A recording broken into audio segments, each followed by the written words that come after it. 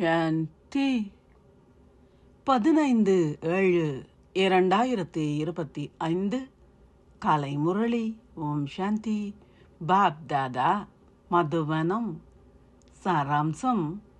இனிய குழந்தைகளே, நீங்கள் இப்பொழுது இங்கே உங்கள் எதிர்கால 21 பிறவிகளுக்காக கற்று முட்களிலிருந்து நறுமணமிக்க மலர்களாக மாற வேண்டும். தெய்வீக குணங்களை கிரகித்து ஏனையோரையும் அவ்வாறு செய்ய தூண்டுங்கள். கேள்வி: குழந்தைகளின் புத்திகளின் பூட்டுக்கள் தொடர்ந்தும் வரிசை கிரமமாக திறக்கப்படுகின்றன. பதில்: தொடர்ந்தும் ஸ்ரீமத்தை பின்பற்றி தூய்மையாக்குபவரான தந்தையின் நினைவில் நிலைத்திருப்பவர்கள். எவருடைய யோகம் தங்களுக்கு கற்பிப்பவருடன் இணைக்கப்பட்டிருக்கின்றதோ அவர்களின் புத்திகளின் பூட்டுக்கள் தொடர்ந்தும் திறக்கப்படுகின்றன. பாபா கூறுகின்றார், குழந்தைகளே, உங்களை ஆத்மாக்களான சகோதரர்கள் என கருதும் பயிற்சியை செய்து தந்தை கூறுவதை செவிமடுங்கள். ஆத்ம உணர்வு நிலையிலிருந்து கேட்டு மற்றவர்களுக்கும் விளங்கப்படுத்துங்கள். உங்களின் பூட்டுக்கள் தொடர்ந்தும் திறக்கப்படும். ஓம் சாந்தி. தாரணைக்கான சாராம்சம் 1.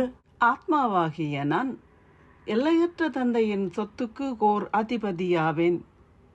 தந்தை எவ்வாறு அமைதி, தூய்மை, பேரானந்தத்தின் கடலாக இருக்கின்றாரோ அவ்வாறே ஆத்மாவாகிய நான் மாஸ்டர் கடல் ஆவேன்.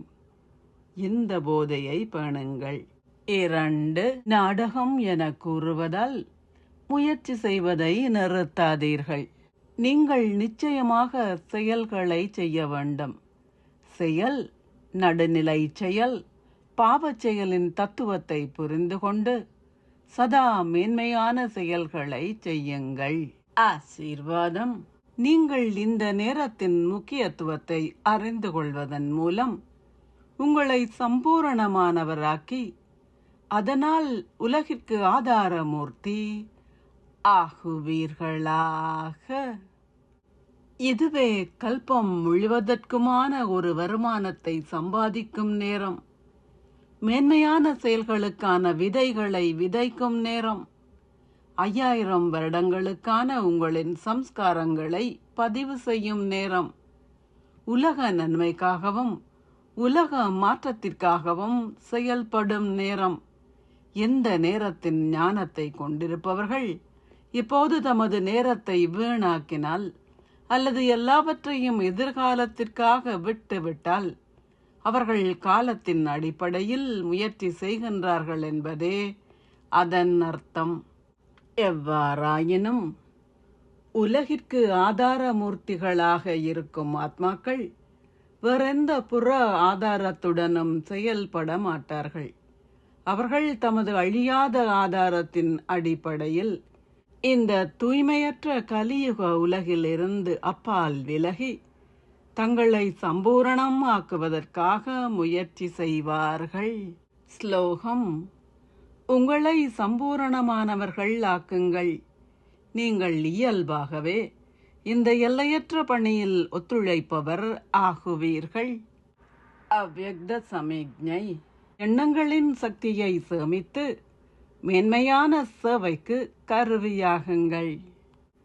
தற்காலத்திற்குரிய முயற்சிகள் ஒவ்வொரு எண்ணத்தையும் சக்தி வாய்ந்ததாக ஆக்குவதேயாகும். எண்ணங்கள் வாழ்க்கையின் மேன்மையான பொக்கிஷங்கள். எப்படி உங்களால் நீங்கள் விரும்பிய பொக்கிஷங்களை நீங்கள் விரும்பிய அளவிற்கு பொக்கிஷங்களை அடைய முடிகின்றதோ அவ்வாறே மேன்மையான எண்ணங்களை கொண்டிருப்பதன் மூலம் உங்களால் எல்லா வேளைக்கும் மேன்மையான வெகுமதியை பெற்றுக்கொள்ள முடியும். இதற்கு உங்களின் விழிப்புணர்வில் ஒரு சிறிய ஸ்லோகனை வைத்திருங்கள். எதையாவது செய்வதற்கு அல்லது சொல்வதற்கு முன்னர் எல்லாவற்றையும் கவனத்தில் கொள்ளுங்கள். அப்போது மட்டுமே உங்களால் உங்களின் வாழ்க்கையை எல்லா வேளைக்கும் மேன்மையானது ஆக்க முடியும். ஓம் சாந்தி. நன்றிகள் பாபா.